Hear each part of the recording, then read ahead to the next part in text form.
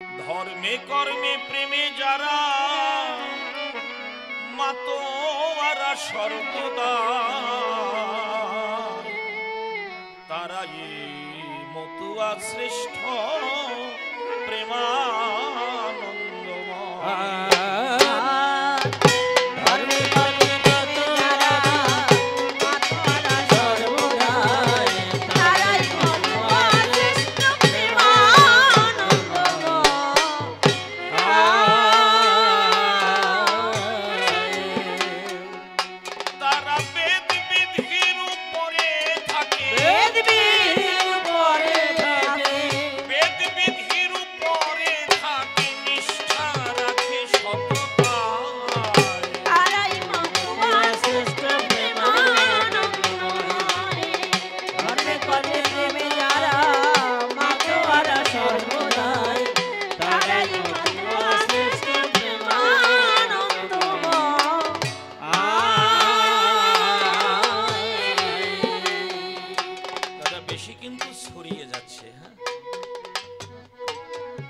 গতবার ছিলেন আমার গুরুদেবের আসরে মাইকমান্দা?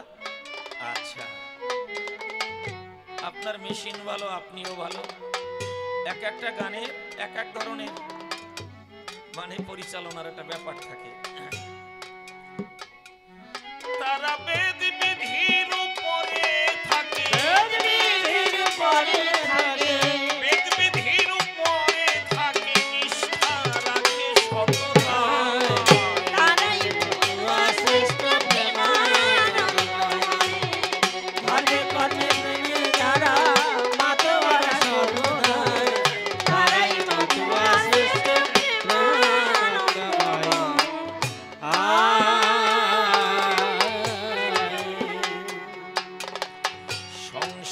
সন্ন্যাসী হয়ে সাধে সর্বকাম, এক নারী ব্রহ্মচারী মুখে হরি নাম, মুখে হরি নাম।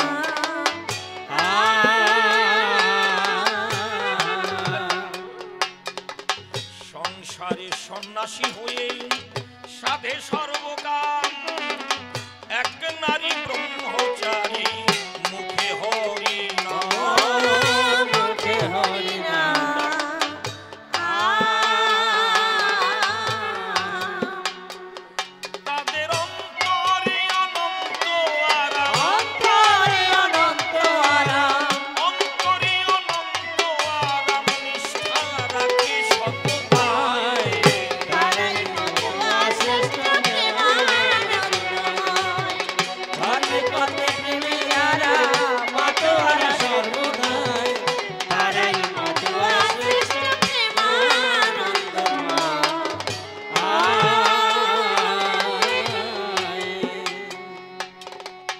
মন্ডলী, হ্যাঁ আমারটা টোটম দিন তো।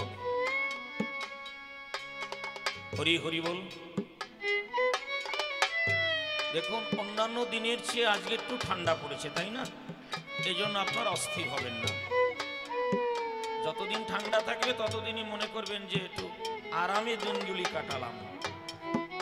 যখন প্রচন্ড গরম আসবে সবকিছুতে একটা অস্থিরতা। এইবার যে কথাগুলি আমি বলতে যাব, দেখুন, বৈষ্ণব দর্শন অন্যান্য দর্শনে একটা ভাববাদের প্রাধান্য থাকে। মতুয়া দর্শনে যে নেই তা নয়, কিন্তু শ্রী শ্রী হরিচাঁদ ঠাকুর, শ্রী শ্রী গুরুচাঁদ ঠাকুর বাস্তবটাকেই বেশি প্রাধান্য দিয়েছেন। তফাৎটা কতটুকু? গৌরসুন্দর বললেন হরের নাম, হরের নাম, হরের নামই বকে বলম, তাই না? আবার তিনি কি বললেন? সনাতন শিক্ষায় তিনি বললেন নামের রুচি জীবে দয়া বৈষ্ণব সেবন, ইহা ছাড়া গতি নাই শোনো সনাতন। কিন্তু হরিচাঁদ ঠাকুরের চিন্তাধারাটা কতটুকু পার্থক্য? তিনি বললেন নামের রুচি জীবে দয়া, মানুষেতে নিষ্ঠা, এছাড়া যত ক্রিয়া ভ্রষ্টা। এটুকু তফাৎ। ওখানে বলা হলো নামে রুচি জীবে দয়া বৈষ্ণব সেবন। হরিচাঁদ ঠাকুর বললেন মানুষকে ভালোবাসো। এই জন্য বলি একটু লক্ষ্য করে শুনবেন, সবকিছুকে আপনারা গুলিয়ে ফেলবেন না। একের পরে দুই, দুইয়ের পরে তিন, এইভাবে একটু শোনার চেষ্টা করবেন, তাহলে আনন্দ পাবেন যে আমি কি বলার চেষ্টা করি। আমারও তো ভুল ত্রুটি থাকতে পারে, তবু আপনাদের কৃপায় গুরুদেবের আশীর্বাদের মহিমায় যা বলার চেষ্টা করব। তাহলে হরিচাঁদ ঠাকুর বললেন মানুষকে ভালোবাসো। উনি বাস্তবটাকে খুব গুরুত্ব দিয়েছেন, প্রাধান্য দিয়েছেন। কেন দেবেন না? আজ এখানে যারা এসেছেন আমার মায়ের, আমার বাবারা, আমি যদি একজনকে আঙুল উঁচু করে বলি যে এই যে দাদা বসে আছেন, উনি যদি বাড়িতে ওনার ছেলের সঙ্গে কঠিন আকারে গন্ডগোল হতো, যদি ওনার সহধর্মিনীর সঙ্গে চরম গন্ডগোল হতো, এখানে এসে উনি বসতে পারতেন ঠিকই, কিন্তু ভালো লাগতো না। লাগতো কি? আমি সজল সরকার যদি বউর সঙ্গে ভাব মতো গন্ডগোল করে আসরে দাঁড়াই, কবি গানের সৌন্দর্য থাকবে না। থাকবে কি? তাহলে আগে বাস্তবটাকে সুন্দর করতে হবে। একটা পাত্র যদি নোংরা হয়, তাতে আপনি যত উন্নত জলই রাখুন না কেন, ওই নোংরা পাত্রের সুন্দর জলটাকেও নোংরা করে দেয়, তাই না? পাত্রটা অশুদ্ধ, অস্বচ্ছ, শুদ্ধ নয়, পরিষ্কার নয়, তাতে আপনি সুন্দর জল এনে দিলেন, তাতে কি হবে? ওই ভালো জলটাও নষ্ট হয়ে যাবে। আবার দেখা গেল পাত্র ভালো, জল ভালো না, তাহলে নোংরা জল ওই ভালো পাত্রটাকেও নোংরা করবে। হরিচাঁদ ঠাকুর বললেন যদি সেই সুন্দরকে উপলব্ধি করতে হয়, যদি আনন্দকে উপভোগ করতে হয়, আগে তোমার জীবনটাকে সুন্দর করো। আপনি বলুন, আগুন আনতে হলে একটা মাধ্যম দরকার, কি দরকার নাকি? হেরিকেন বলুন, ল্যাম্প বলুন, দেশলাই বলুন, মোমবাতি বলুন, একটা মাধ্যম ছাড়া যেমন আগুনকে আনা যায় না, যাবে কি? এখনই যদি দেশলাইয়ের কাঠি বের করে আমরা ঘর্ষণ দেই, আগুন জ্বলে উঠবে, এটা বাস্তব। তাহলে আগে বাস্তবটাকে সুন্দর কত করো। প্রীতির প্রেমের পূর্ণ বাঁধনে যবে মিলি পরস্পরে, স্বর্গ আসিয়া দাঁড়াবে তখন আমাদের কুড়ে ঘরে। এটাই হচ্ছে মূল কথা। তোমার ব্যক্তি জীবনটা যদি সুন্দর না হয়, তোমার চরিত্রটা যদি ভালো না হয়, তোমার চিন্তাধারাটা যদি নির্মল না হয়, তাহলে অস্বচ্ছ পাত্রে ভালো জল যেমন কলুষিত হয়, তেমনি এই জগতের যে আনন্দ, একটা সৌন্দর্য, তা তোমার ভালো লাগবে না। কয়েকদিন যদি জ্বরে ভোগে, বলি আপনাদের পুরো ভাগে, তার রসনায় যত ভালো খাবারই দেয়া হোক না কেন, তিতো লাগে, লাগে না মা? কেন? ওই জ্বরের জন্য তার জিহ্বার সেই স্বাদ নেই। তখন কি করতে হয়? পেয়ারা পাতা চিবায়, যাতে সে স্বাদ ফিরে পায়। এটা যেমন বাস্তব, তেমনি হরিচাঁদ ঠাকুর, গুরুচাঁদ ঠাকুর বললেন আগে তোমার সংসারটাকে সুন্দর করো, ব্যক্তি চরিত্রটাকে নির্মল করো, চিন্তাধারাটাকে পবিত্র করো, দেখবে সে আনন্দ অনায়াসে তোমাকে ধরা দেবে। এ দেখা যায়। কোন ছেলে মেয়েরা যদি যোগ্য হয়, মাধ্যমিকে যদি স্টার থাকে, উচ্চ মাধ্যমিকে যদি তার সে কৃতিত্ব ধরে রাখতে পারে, আবার এমএ বা এমকম, এমএসসিতে যদি সেই রকম তার রেজাল্ট ভালো হয়, তারপরে যদি প্রতিযোগিতামূলক পরীক্ষার জন্য একটু প্র্যাকটিস করে, সে কখনো অপরাধ নেবেন না। কোনো এমএলএ এমপির দ্বারস্থ তাকে হতে হবে না। তার যোগ্যতায়, তার ব্যক্তিত্বে, তার কৃতিত্বে চাকরি এসে ধরা দেবে। এই জন্যই বললেন হরিচাঁদ ঠাকুর, গুরুচাঁদ ঠাকুর, যে বাস্তবটাকে নিজেকে আগে সুন্দর করো। তাই সংসারে সন্ন্যাসী হয়ে সাধে সর্বকাল, এক নারী ব্রহ্মচারী, মুখে হরি নাম, মুখে হরি নাম,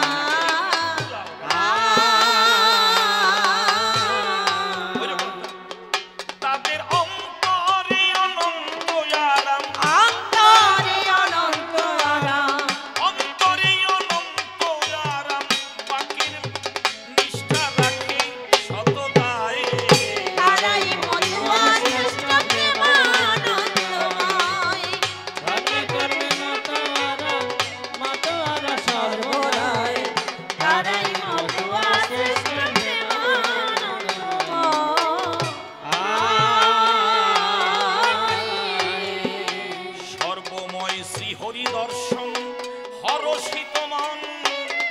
আরে হেরিলে হরে লয় ভ্রান্তি হয় শ্রী হরি শ্রী হরি শরণ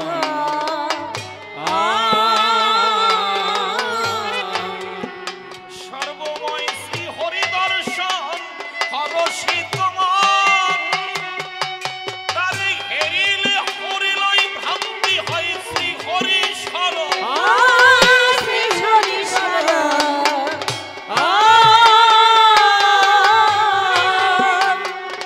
তার পরশে হয় প্রেম বরিশন পরশে হয় প্রেম বরিশন পরশে হয় প্রেম বরিশন মাধুর্য প্রেম উৎসব তারাই মতুয়া শ্রেষ্ঠ প্রেমানন্দময় ধর্মে কর্মে প্রেমে যারা মাতোয়ারা সর্বদাই তারাই মতুয়া শ্রেষ্ঠ প্রেমানন্দময়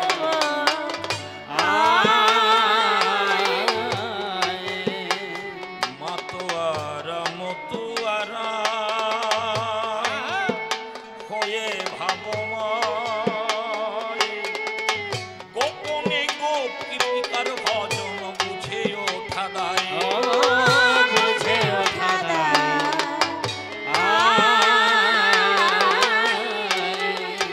মাতোয়ারা মতুয়ারা হয়ে ভাবময় গোপনে গোপিকার ভজন বুঝে ওঠা দায় বুঝে ওঠা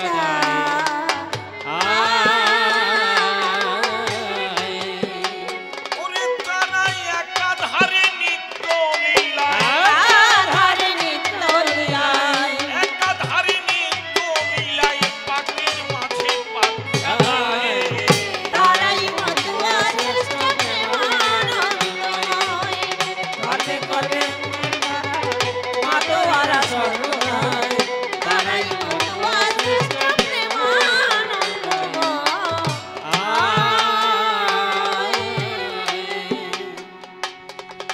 ব্রজ প্রেমের পূর্ণ প্রকাশ আমার ওরা কান্দি ধাম রাধা প্রেমী বাধা হরি নবঘন শ্যাম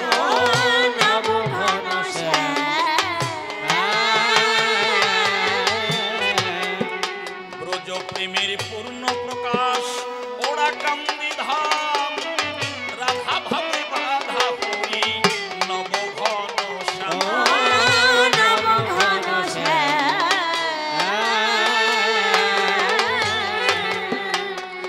গোসাই অশ্বিনী পেয়েছে আরাম অশ্বিনী পেয়েছে আরাম অসীম আছে সেই আরাম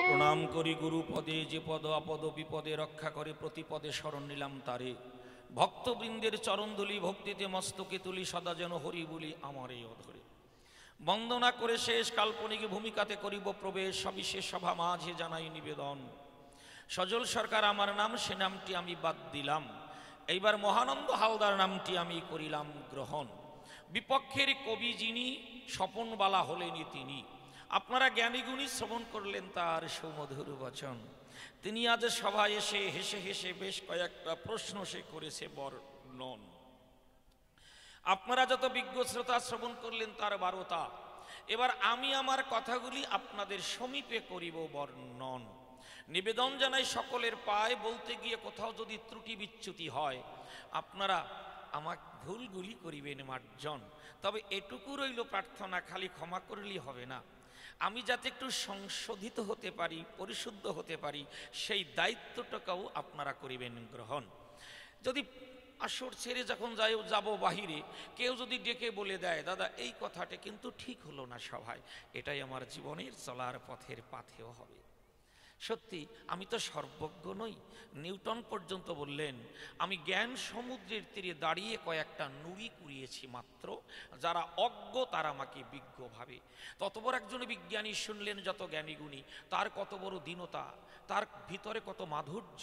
সত্যি এই জন্য প্রেম ভক্তি চন্দ্রিকায় সুন্দরভাবে বললেন, কে বলুন তো, নরোত্তম দাস ঠাকুর বললেন, সাধুগুরু বৈষ্ণব কোনো মতুয়া ভক্ত দেখলে যার মাথা নত হয় না সে বড় দুঃখী।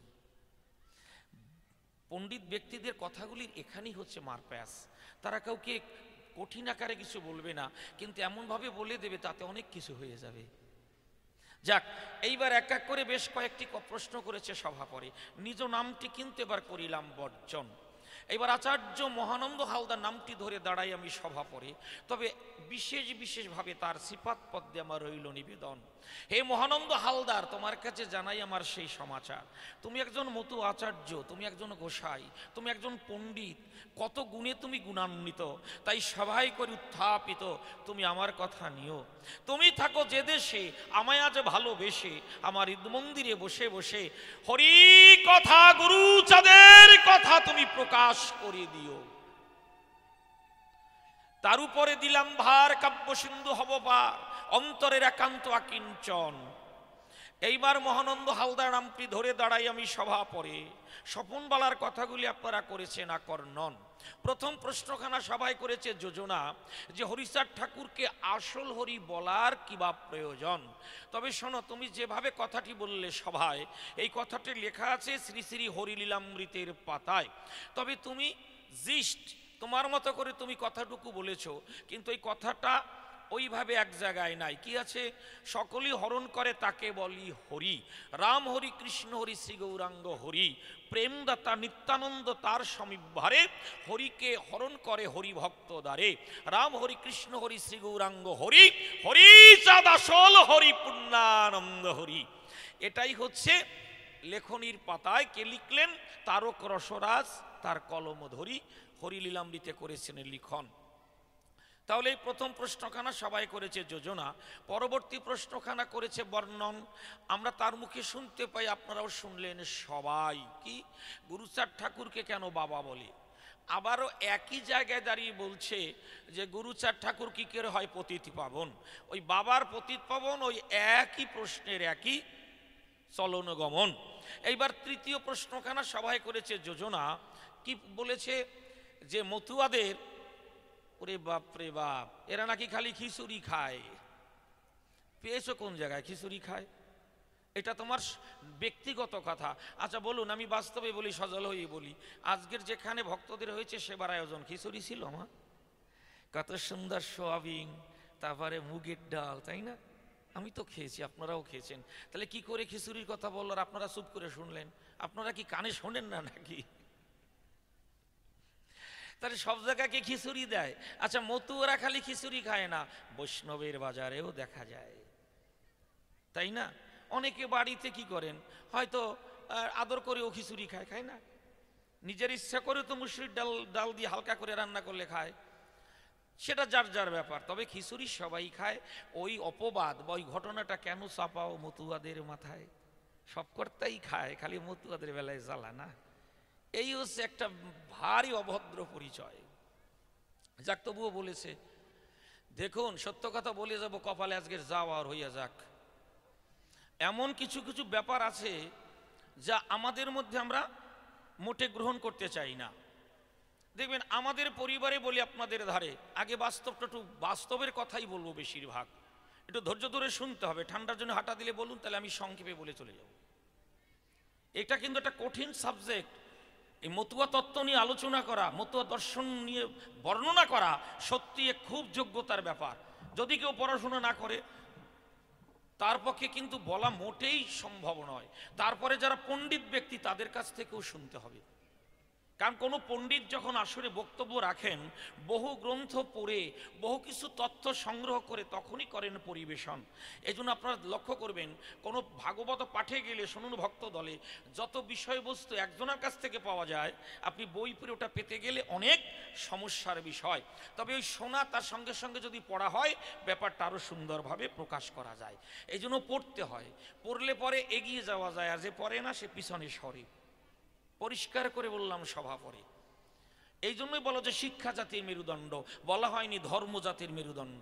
বলা হয়েছে কোথাও? এডুকেশন মানে শিক্ষা জাতির মেরুদণ্ড, কখনো ধর্মকে মেরুদণ্ড বলা হয়নি।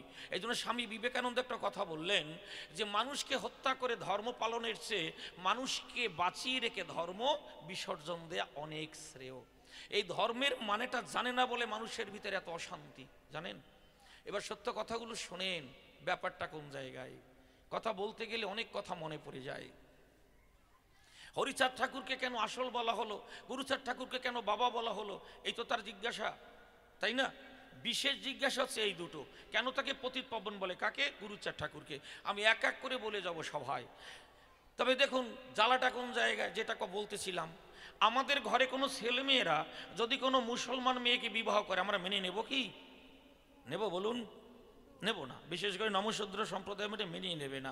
কিন্তু ব্রাহ্মণ আর মুসলমানদের মধ্যে খুব একটা সুসম্পর্ক আছে। সত্য কথা বলবো, তাতে আমার কেউ কিছু করতে পারবে না যদি সত্য হয়। এই যে আমাদের মেয়র, আমি সজল হয়ে বলি, অপরাধ ক্ষমা করবেন, এই যে মেয়র আমাদের ফিরাদ হাকিম, তার মাকে জানেন?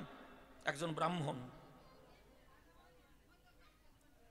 এগুলো কয়জনে জানে? তথ্যগুলি জানে না বলেই যত গন্ডগোল বাধায়।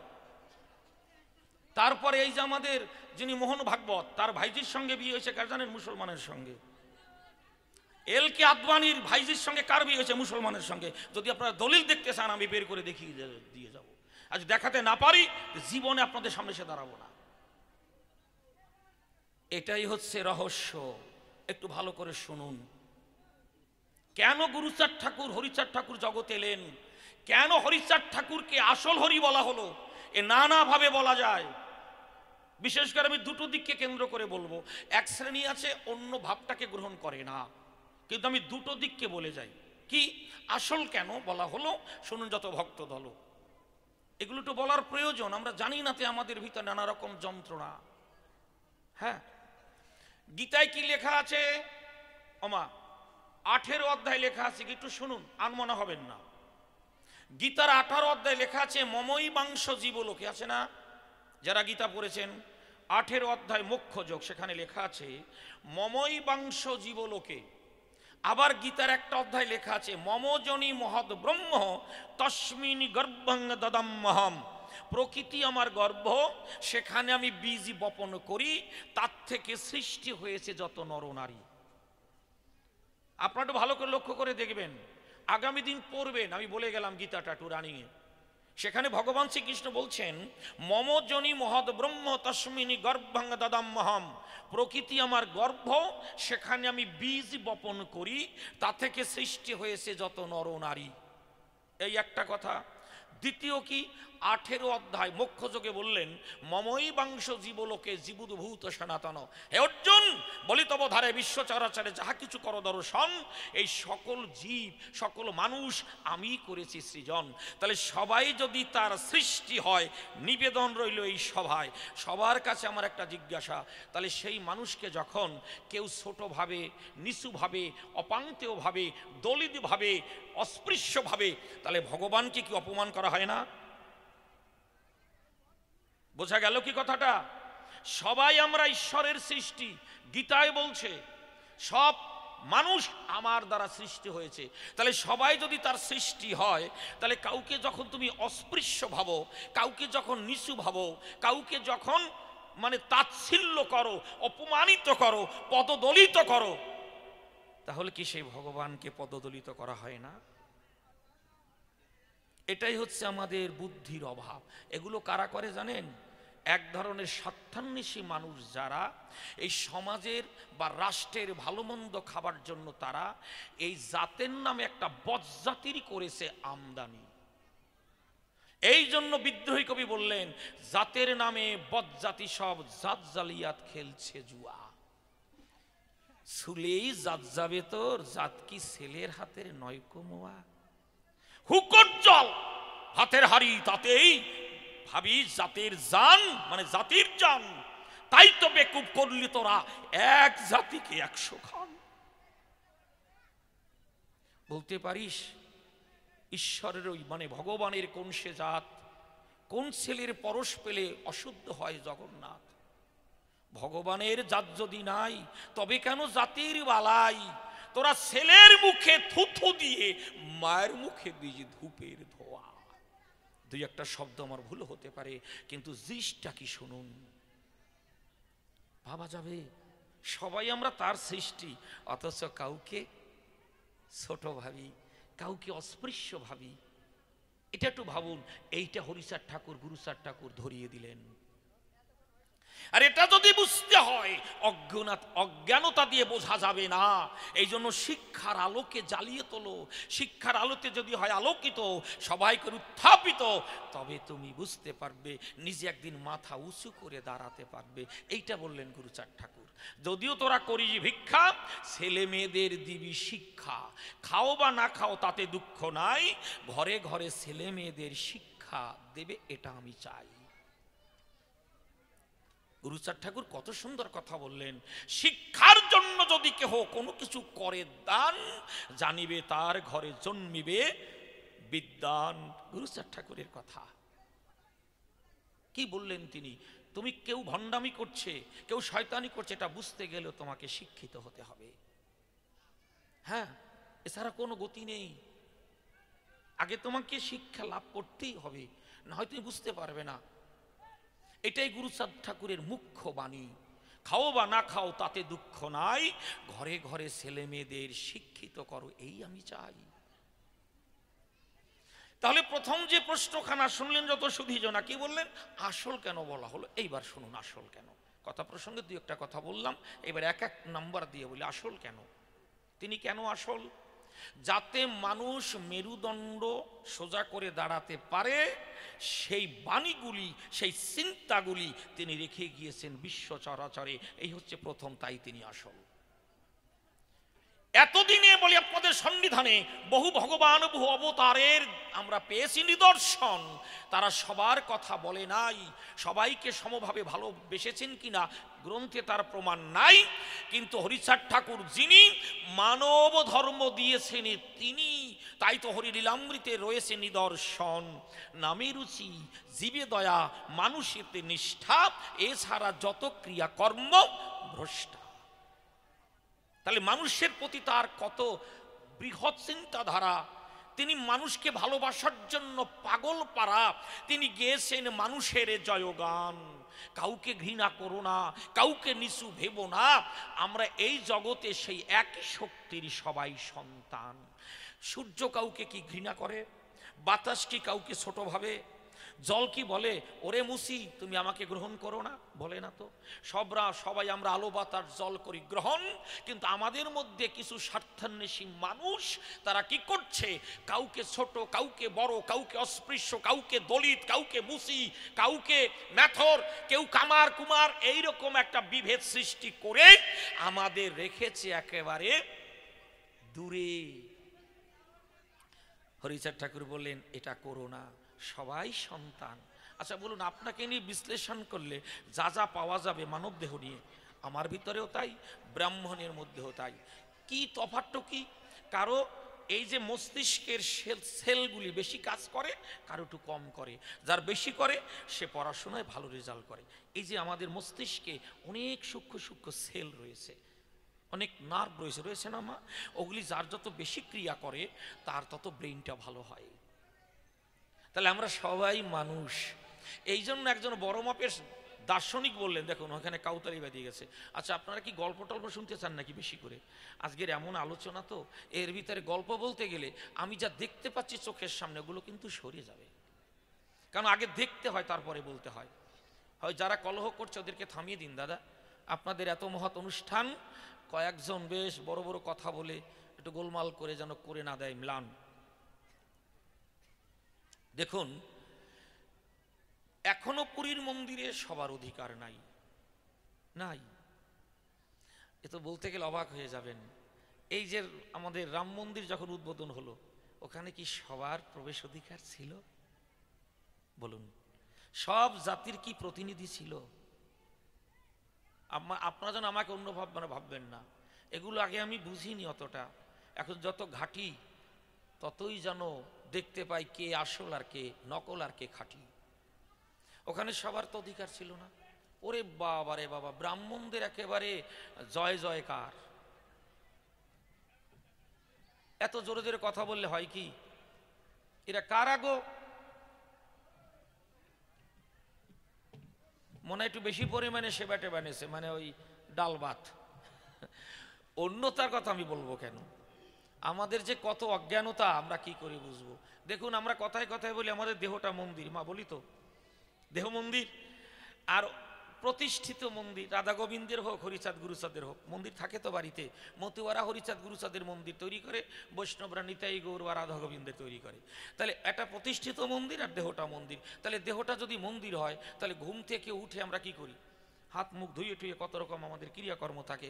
কিন্তু যখন ঘুম থেকে উঠেই একটা বিড়ি ধরাই, তাহলে এটা যদি মন্দির হয়, এই মন্দিরে বিড়ি ধরানো যায়? বেশ। আমাদের প্রতিষ্ঠিত মন্দিরে কি আমরা বিড়ি খাইতে খাইতে যাই? হরিবাসরের সময় দেখবেন উঠে গিয়ে বাইরে বসে তার বিড়ি খায়, খায় না? যতটুকু সময় হরিবাসর হয় বা মতুয়ারা কীর্তন করে, বাইরে গিয়ে খায়। কিন্তু খালি আমি একটা সম্প্রদায়কে বলবো না, ওই মতুয়ারা বসে বসে বিড়ি খুব কম ধরায়, বাইরে গিয়ে খায়। কিন্তু যখন মুখে দেয়, তাহলে এটা যদি মন্দির হয়, তাহলে এই দেহটা মন্দির হলে বিড়িটা ধরাও কি করে? বিড়ি তো একটা সাধারণ ব্যাপার। তাহলে এই দেহটা মন্দির, আর ওই একটা মন্দির। ওই মন্দির আমরা পরিষ্কার করি গঙ্গা জল দিয়ে, তাহলে এই মন্দিরে বোতল বোতল কোন জল ঢালি? ওরে আবার মন্দির রে! আমরা নিজেকে নিজে অপমানিত করি, নিজেকে নিজে খাটো করি, নিজেকেই নিজে পিছিয়ে রাখার চেষ্টা করি। আমারে জাগাবে কোন বেটায়? বলুন। যে চিন্তাধারা এলে পরে মানুষ আস্তে আস্তে ওঠে বেড়ে, আমরা সেদিকেই মোটে দৃষ্টিপাত করি না।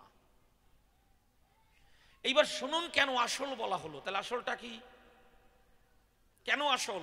এই মানুষ যাতে সবাইকে সবাই আপন করে, সবাই সবাইকে যাতে একভাবে মিলন মঞ্চে নিমন্ত্রণ করে, সবাই আমরা মানুষ। সেই চণ্ডীদাসের কথা শোনো হে মানুষ ভাই, সবার উপরে মানুষ সত্য, তার উপরে কিছু নাই। কত আগে চণ্ডীদাস বলেছেন, কিন্তু এই কথাটা কিন্তু অন্যান্য ভগবানের মুখে একেবারে দৃঢ় কণ্ঠে, সুদৃঢ় কণ্ঠে আমরা শুনি নাই, যেটা হরিচাঁদ ঠাকুর বলেছেন। মানুষ হেতে নিষ্ঠা, আগে মানুষকে ভালোবাসো, তাই তিনি আসল। যে সবার বন্দনা করে, যে সবাইকে ভালোবাসতে পারে, যে কোনো মানুষের দুঃখে যার ভিতরে দুঃখ জাগে, তিনি তো মানুষ। কি বলেন? আর আছে এক পদ মানুষ, নিজেরে যদি একটা ফল টল দিতে যায়, পাশের বাড়ি বাচ্চাটা আইছে, সঙ্গে সঙ্গে পিছনে নিলাম আটটা, পরে খাস কেন যাইয়া নিকা। এও তো মানুষ। মানে টাঙ্গুর নিয়ে এসছি দোকান থেকে বা বাজার থেকে কিনে নিয়ে এসছি, ছেলেকে দেবো তো, হঠাৎ করে পাশের বাড়ি একটা বাচ্চা এসেছে, পিছনে নিলাম বাটিটা। তোমার কি নাম? কখন কি খেয়েছ? তোমারে বাবা ডাকে, তুমি বলে এসছো, মানে ভঙ্গি শুরু হয়ে গেছে। ওটা গেলেই পোলারে খেতে দেব। কেন নিজেকে নিজে ছেলেটাকে দিচ্ছ? ওকে নাহলে দুটো দাও, বেশি না দাও। তাহলে সবার জন্য যে ভাবে, অন্যের ব্যথায় যার নিজের ব্যথা জাগে, বলি মনের পুরো ভাগে অনুরাগে, তিনি হচ্ছেন খাঁটি মানুষ। তাই হরিচাঁদ ঠাকুর যিনি, তার কাছে কোনো সম্প্রদায় ছিল না, সবার কথা ভেবেছেন তিনি। ওই শোনো হে মানুষ ভাই, সবার উপরে মানুষ সত্য, তার উপরে কিছু নাই। এই আদর্শ, এই দৃষ্টান্ত, এই ব্যক্তিত্ব, এই কৃতিত্ব, এই বৃহৎ চিন্তাধারা হরিচাঁদ ঠাকুরের মধ্যে বিকশিত হয়, তাই তিনি আসল। আর এত বড় একজন খাঁটি চরিত্রের মানুষ জগতে খুব কম পাওয়া যায়। হরিচাঁদ ঠাকুরের চরিত্র নিয়ে কোনো কথাই বলা যাবে না। এত পরিশুদ্ধ চরিত্রের মানুষ হচ্ছেন হরিচাঁদ ঠাকুর, গুরুচাঁদ ঠাকুর। তাহলে এই হচ্ছে একটা ব্যাখ্যা আসল। এবার একটু ভাববাদের ভিতরে থেকে বলি, কেন তাকে আসল বলা হলো। আচ্ছা, কৃষ্ণের যে চিন্তাধারা, গৌর সুন্দরের যে আদর্শ, আমরা যদি হরিচাঁদের ভিতরে দেখতে পাই, তাকে আসল বলা যাবে না? এবার অন্যভাবে শুনুন, এ বহুভাবে এর ব্যাখ্যা দেওয়া যায়। তাহলে প্রথম বললাম বাস্তবের উপর দাঁড়িয়ে, এবার একটু ভাববাদকে অবলম্বন করে বলি, শুনুন। যদি কৃষ্ণের সেই আদর্শ, কৃষ্ণের সেই বৈশিষ্ট্য, কৃষ্ণের সেই ব্যক্তিত্ব, সেই প্রেমের প্রকাশ যদি হরিচাঁদ ঠাকুরের মধ্যে প্রতিফলিত হয়, আমি বলে যাচ্ছি মহতী সভায়, তাকে কি আসল বলা যাবে না? কিভাবে? শুনুন। একদিন হরিচাঁদ ঠাকুর বসে আছেন এক ভক্তের বারান্দায়, পথ দিয়ে হীরামন যায়, এক ভক্তকে ডাক দিয়ে কয়, ওকে ডাক দে, ও আমার সেই রাম ভক্ত হনুমান, ও হীরামন তাকে ওই যাচ্ছে, কে ডেকে নিয়ে আয়। হাতে কি ছিল? থোরাবাস। আপনারা থোরাবাস চেনেন ভক্তরা? বয়স্ক যারা আছেন আমার বাবারা তারা চেনেন, মায়েরা চেনেন। এখনকার মানে 20-25 বছরের ছেলে মেয়েরা এগুলো ভাবতেও পারবেন না, তাই না? থোরাবাস, যা দিয়ে কচুরি টানা যায়। আবার আছে নাড়া বা কুটা, উল্টানো যায়, গোছানো যায়, তাই না? কুটাই তো অনেকে বুঝবে না। ধানের মাথা কাটলে ওকে বলে কুটা, আর গোড়া শুদ্ধ কাটলে তাকে বলে বিচলি বা খড়। আর বাংলাদেশে ওই যে মাঝখান দিয়ে কেটে নেওয়ার পরে বলি আপনাদের ধারে যে নিচের অংশটা, ওটাকে কি বলে বলুন তো? নাড়া। কত জিনিস যে আজ লুপ্ত হয়ে গিয়েছে, আমি অতটা জানতাম না, পরে গান গাইতে গিয়ে অনেক কিছু দেখেছি। বাংলাদেশে দেখবেন ওই ধান কাটার পরে অনেক সময় সে নাড়া শুয়ে পড়ে না, তা একটু যদি জলটা ওঠে, নদীর জলটা ওঠে, তখন ওই শুয়ে পড়া নাড়াটা উঁচু করলে ওর গোড়ায় ছোট ছোট কাঁকড়া পাওয়া যেত। কি কায়দা! তারপরে ওই যে মাঘ মাসে, পৌষ মাসে ওই কচুরি পানা, মানে দাম যারে বলা হয়, ও টানলে পরে ওর শিকড়ে বেঁধে বড় বড় কই মাছ উঠতো না, এখন আর পাওয়া লাগবে না, স্বপ্নে খাওয়া লাগবে। কত কিছু হারিয়ে গেছে। তাহলে যখন হরিচাঁদ ঠাকুর ডাকে দিয়ে কয়, ওই যে আমার ভক্ত হীরামন যায়, ওকে ডাক। যখন ওকে আনলো টেনে, বলি আপনাদের সন্নিধানে সযতনে, বলছে, হীরামন তুমি আমার সেই ত্রেতার আজ হনুমান, আমাকে চিনতে পারছো না, বুঝতে পারছো না? হীরামনওয়ালা ডেকে কয়, সত্য করে বলি তোমায়, আমি রাম ভিন্ন কখনো মাথা নত করিনি কারো পায়। তুমি যদি হয়ে থাকো ত্রেতা যুগের রাম, তোমাকে কথা দিলাম, তাহলে আমিও তোমার শ্রীপাদ পদ্মে করিব প্রণাম, আগে তুমি আমাকে সেই রূপ দেখাও। হরিচাঁদ ঠাকুর করলো বর্ণনা, এত ফাঁকা জায়গায় তো দেখানো যাবে না। বলে, যদি ইচ্ছে থাকে এই ভুলকে, বলি মনের পুলকে, তাহলে কোনো কিছুরই অভাব থাকে না। শোনো, বলি তব ধারে একটা কাপড় দিয়ে এখনই দেবো বারান্দাটাকে ঘিরে, তুমি যদি আমাকে দেখাতে পারো তোমার কলে বরে, মানে দেহে, সেই রামরূপ খানা, আমার সকল অভাব যাবে দূরে, আমি বলি তোমার ধারে, পূর্ণ করো আমার মনের বাসনা। হরিচাঁদ ঠাকুরকে যখন এই কথা বলে, শুনুন যত ভক্ত দলে কি কর্মটি করিলেন সম্পাদন। একটা কাপড় এনে সযতনে যখন চতুর্দিকে দিয়েছে আচ্ছাদন, হীরামনওয়ালা তার ভিতরে যায়, আর ভিতরেই তো হরিচাঁদ ঠাকুর বসা রয়। সঙ্গে সঙ্গে রামরূপ দেখিয়েছিলেন নিজের অঙ্গে, প্রেম তরঙ্গে। যখন ওই হীরামনওয়ালা রামরূপ দেখতে পায়, জয় রাম বলে ভাসিয়া চোখের জলে পড়ল তখন হরিচাঁদ ঠাকুরের পায়। যদি হরিচাঁদ ঠাকুরের ভিতরে রামরূপ দেখানো যায়, দেখাতে পারে বসুধায়, তাকে কি আসল বলা যাবে না? একবার আসল না, দুবার আসল বলা যায়। এক হচ্ছে ভাববাদীদের বিচারে তিনি আসল, কারণ সেই কৃষ্ণলীলা, সেই গৌরলীলা হরিচাঁদ ঠাকুর নিজে দেখিয়েছেন অনেক ভক্তকে। কমলদাসে বৈরাগীকে কৃষ্ণরূপ দেখিয়েছেন, তীর্থমণিকে জগন্নাথ রূপ দেখিয়েছেন, জগন্নাথ রূপ, হ্যাঁ হরিচাঁদ ঠাকুর দেখিয়েছেন। তাহলে এই সকল বিচারে আমি বলি আপনাদের ধারে, তাই তাকে বলা হয়েছে আসল। অর্থাৎ অন্যান্য ভক্ত যারা যারা তাচ্ছিল্য করো না তারা, যিনি সেই রাম, তিনি হয়েছেন কৃষ্ণ, তিনি হয়েছেন গৌর, আজ তিনি আবার এসেছেন নরলীলায়। কেন কেন আর তাকে আসতে হলো? এই মানুষ, স্বার্থান্বেষী মানুষ যারা এই জগৎকে লুটিপুটে খাবার জন্য নিজেকে করিতে ধন্য একটা নিজস্ব মতবাদ তৈরি করে তারা, এটাই হচ্ছে ধর্মের গ্লানি। বোঝা গেল কি?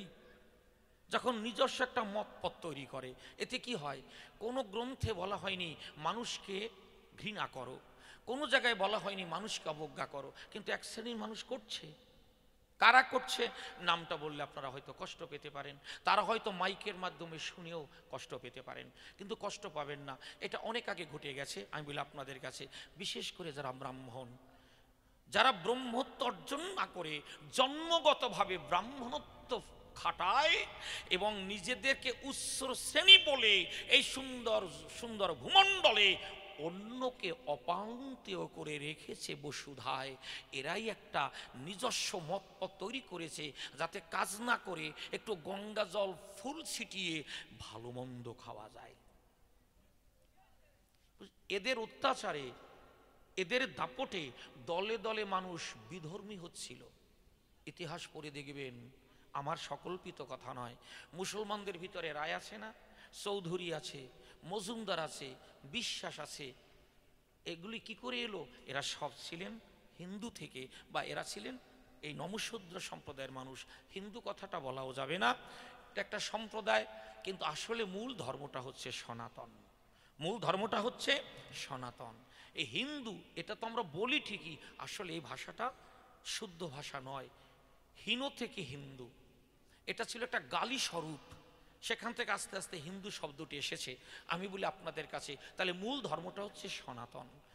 আমরা একই শক্তির পূজারী, একই শক্তির খেলা, দাঁড়িয়ে বলি সভ্য সভা তলা, কিন্তু সবাইকে মানুষ জ্ঞান করো, কাউকে ছোট জ্ঞান করো না। এই ভাব যদি একবার জাগরিত হয়, দেখবেন আনন্দ আর অভাব থাকবে না বসুধায়। আজ দেখুন ধর্মের নামে হচ্ছে কি পূর্ব বাংলায়, তাই না? তাহলে এই ধর্মের কোনো মূল্য আছে কি? কি হচ্ছে এটা ধর্মের নামে? আজ ওই দেশ থেকে একটা শ্রেণীকে তুলে দিতে চাইছে। আপনারা হয়তো জানেন, কেউ কেউ জানেন না, এই ভারতবর্ষের মূল নিবাসী কারা জানেন? আদিবাসী কারা? এই নমশূদ্র সম্প্রদায়ের মানুষ, এরাই হচ্ছে এখানকার আদিবাসী। কিন্তু আজ আমাদের বাংলাদেশেও জায়গা হচ্ছে না, এখানেও হবে কিনা একটু ভাবুন। আমি খালি নিবেদন রেখে গেলাম। তাই মতুয়া দর্শনটা দাঁড়িয়ে আছে 5টা বিষয়ের উপরে। কি কি জানেন? মতুয়া দর্শনটা, মতুয়া মতবাদটা বিশেষ করে 5টি অবস্থার উপরে, উপাদানের উপরে দণ্ডায়মান: শিক্ষা, সংহতি, সংগ্রাম, চেতনা এবং বিপ্লব। বোঝা গেল? শিক্ষা, তারপরে কি? সংগ্রাম, চেতনা, আর হচ্ছে একতা আর বিপ্লব।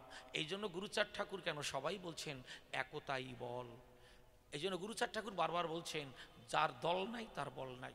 যাক, সব কিছু মিলিয়ে দিলে আপনাদের কষ্ট হবে গ্রহণ করতে। তাহলে কেন আসল বলা হলো? বোঝা গেল যে সেই হরিচাঁদের অঙ্গে তীর্থমণি দেখেছেন জগন্নাথ রূপ, কমলদাস বৈরাগী দেখেছেন শ্রীকৃষ্ণ রূপ, তারপরে হীরামন বালাকে রামরূপ দেখিয়েছেন। তাহলে যদি সেই গৌর কৃষ্ণ এদের দৃষ্টান্ত যদি হরিচাঁদের অঙ্গে পাই, তাহলে আমরা তাকে আসল বলবো না কেন? এটাই তোমার কাছে বলে যাই। তাহলে এই গেল একটা ব্যাখ্যা। একটা কি বলেছিলাম? যে তিনি বাস্তবটাকে সুন্দরভাবে সাজিয়ে গেছেন। অন্যান্য ভগবানরা এই কথাটা এত সুন্দরভাবে বলেননি, এতটা কঠিনভাবে আলোকপাত করেননি। আর তখন এই পরিবেশটা এরকম আকারে আসে নাই। এখন আপনার উত্তরপ্রদেশে গিয়ে দেখুন জাতের নামে কি চলছে জানেন? যারা মাছ বিক্রি করে তারা বাজারে দোকান টোকান দিতে পারবে না, একেবারে এক কোনায় ভাগারে থাকবে তারা। ওরা অস্পৃশ্য, ওরা নিচু, ভাবা যায়। পশ্চিমবাংলায় হয়তো এগুলো কম দেখা যায়, উড়িষ্যায়, উত্তরপ্রদেশ। আমি সজল হয়ে বলে গেলাম, আমার বর্দি থাকে উত্তরপ্রদেশে, সেখানে গিয়ে আমি এগুলো দেখেছি কিভাবে জাতাজাতি চলছে। পশ্চিমবাংলায় যে নাই তা বলছি না, যারা অফিসে কাজ করেন তারা জানেন। ওরে বাবারে, গোপনে গোপনে যে কত তাচ্ছিল্য করে। যদি কোনো নবসন্ত্র সম্প্রদায়ের মানুষ বিশেষ চেয়ার পায়, ওই ব্রাহ্মণ কায়েতরা পাশে না জ্বালায়। নমো আজগির এত বড় চেয়ারে বসেছে। এগুলো বলতে গেলে অনেকে ভাবে যে হরিচাঁদ ঠাকুরের আলোচনা হলেই খালি এই সব কথা বলে। বলবো না কেন? বলবো নাটা কেন? মানুষ জ্ঞান করো না, শুনতেও চাও না? হ্যাঁ, ভাবতেই পারেন।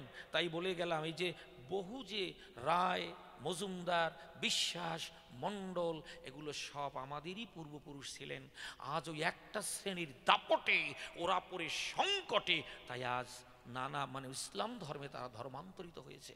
এবার একটা বিশেষ ঘটনা বলি, শুনুন আপনারা ভকত মণ্ডলী। আচ্ছা, মুর্শিদাবাদ জেলার নাম শুনেছেন আপনারা? নদিয়ার পরেই তো, তাই না? মুর্শিদাবাদ জেলা, ওটা নাম হয়েছে কার নামে জানেন? মুর্শিদ কুলি খা, তাই না? ওর আসল নামটা কি জানেন?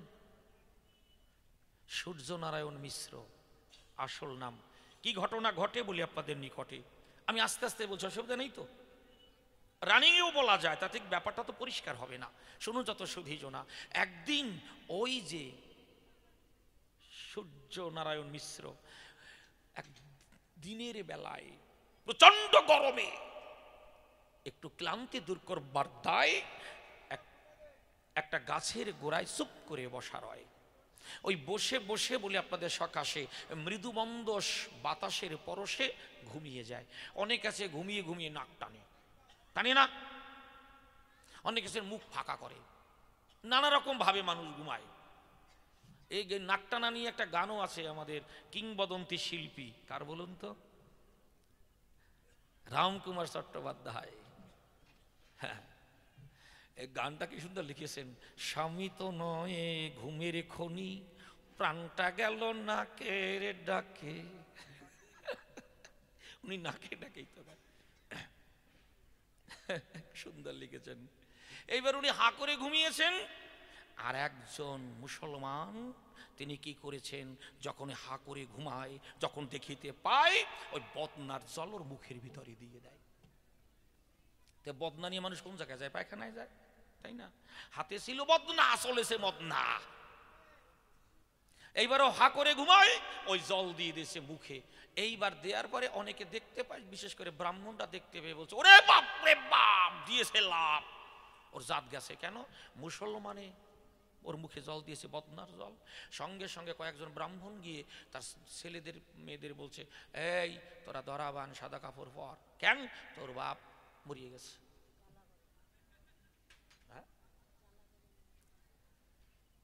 মরে গেছে, যাতে গেছে তোর বাবার। এবার ওনার স্ত্রীকে বলছে, এই শাখা ভাঙো, সিন্দুর মোছো। কেন? তোমার স্বামী মরিয়ে গেছে। এই তোরা একটা কাজ কর, কি এরকম জল দিয়েছে, তোর বাবার জাত গেছে, তোরা কুশপুত্তলিকা নির্মাণ করে পোড়া, তারপর তোরা দরাবান সাদা কাপড় পর। কি বিশ্রী তাল করালো তাই। এবার বাবা যখন ঘরে যায়, ঘুম যখন ভেঙে গেল, শুনুন যত ভক্ত দল গিয়ে ছেলেদের বৌদির ওই অবস্থা দেখতে পায়। বলে, কিরে তোদের কি হয়েছে? বলে, না ঘরে আসবা না, তুমি নষ্ট করা হয়ে গেছো, মরে গেছো, যাও তোমার জাত গেছে। স্ত্রীও গ্রহণ করলো না, ছেলে মেয়েরাও গ্রহণ করলো না। সঙ্গে সঙ্গে ওই সূর্যনারায়ণ মিশ্র ব্রাহ্মণদের কাছে হলো রওনা, ধরল গিয়ে পায়। এ কি ঘটনা ঘটলো আমার দেবালয়? ছেলেরা মেনে নিচ্ছে না, ওরা ধরা বেঁধেছে, সাদা কাপড় পরেছে, আমার স্ত্রী বৈধব্য বেশ গ্রহণ করেছে, আপনারা একটা ব্যবস্থা করুন। বলছে, না না না না না, শোভা না, খবরদার ঘর উঠবা না, তোমার জাতে গেছে। মুসলমানের বদনার জল তোমার দিয়েছে তোমার মুখে, শোনো বড় ব্যথা পেয়েছি বুকে, তোমার জাত গেছে রসাতল। ভাবুন, কিছুতেই কেউ মেনে নিল না। কি কর্ম করে বলে আপনাদের ধারে ব্রাহ্মণরা বিধান দিল, শোনো জাতে ওঠা যেতে পারে। কিভাবে? একটা কাজ করতে হবে, যাও এখান থেকে কাশী, তোমার কাছে প্রকাশী, সেখানে গিয়ে তুমি উত্তপ্ত ঘি মানে গরম ঘি খেয়ে তুমি মরবা, আগামী জন্মে মানে আবার যখন মানুষ হয়ে জগতে আসবা সেদিন জাতে উঠবা। এই এক পয়েন্ট। আর দ্বিতীয় কি, তুমি ওই গোবরের সঙ্গে তুষ মিশিয়ে গায়ে লেপন করবা। একটু ভালো করে শুনুন, গোবরের সঙ্গে তুষ মিশিয়ে গায়ে 7 বার, একবার যে মাখাবা শুকিয়ে যাবে, আবার মাখবা। এইবার 7 বার মাখাবা, ভালো করে কথা নেবা, ভালো করে শুনবা। 7 বার মাখানোর পরে বলি তোমার ধারে, তারপরে আগুন দিয়ে তুমি পুড়ে মরবা, আগামীতে যখন আবার মানুষ হয়ে আসবা সেদিন জাতে উঠবা। এই দিল বিধান। এইবার ওই সূর্যনারায়ণ মিশ্রের ক্ষিপ্ত হলো মনপ্রাণ। ওরে আমার বিধান, ধর্মের নামে এই ধরাধামে একই মেনে নেওয়া যায়? ভীষণ ব্যথা পেল। এইবার আমি যখন মুসলমানই হয়ে গেছি, বলি তোদের কাছাকাছি একটারেও আর রাখবো না। আবাদ মানে চাষ করা, পুরো মুর্শিদাবাদকে শোষি দিয়েছে। এই গরু খাবি তো বাঁচবি, তাহলে এক্ষুনি শেষ করে দেবো শালারা, খা গরু। ওই যে কটায় গরু খায় সেই কটায় টেকে আত্মসবকান দিয়ে হাঁটে, একেবারে শোষে দিল পুরো মুর্শিদাবাদ। এই কিন্তু ওইটার নাম হলো মুর্শিদ কুলি খা। ভাবুন, এই জন্যই তো বিদ্রোহী কবির এই কথা, জাতের নামে বজ্জাতি সব জাত জালিয়াত খেলছে জুয়া। রবীন্দ্রনাথ ঠাকুরও বলেছেন, কি সুন্দরভাবে বলেছেন। হ্যাঁ, এসো হে ব্রাহ্মণ শুদ্ধ করি মন, ধরো হাত সবাকার। মহামানবের সাগরের তীরে বিশ্বকবির সুন্দর একটা কবিতা আছে, কত সুন্দরভাবে লেখন করে গিয়েছেন। এই জন্যই বললাম হরিচাঁদ ঠাকুর আসল হরি।